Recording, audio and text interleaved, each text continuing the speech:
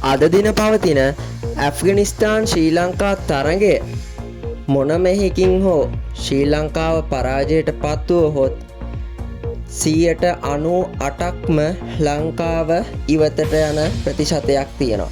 මොකද ඔයගොල්ලෝ දැක්කා කලින් තරගයේත් ඇෆ්ගනිස්තානයට පොයින්ට් තිබ්බා 4.7ක්.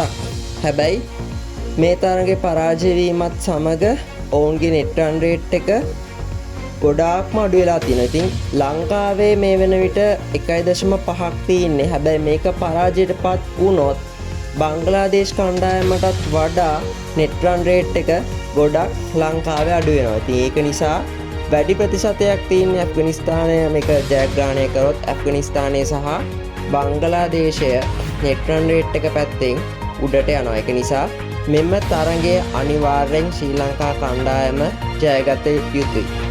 ලකුණක දෙකක පොඩි පරාජයකින් ලංකාවට ගැලවෙන්න පුළුවන්. හැබැයි ඒ ඇරෙන්න ලකුණු 20ක 30ක පරාජයක් ලංකාව මෙම තරගාවලියෙන් ඉවත දාන්න අනිවාර්යෙන් හේතුවක් වෙනවා.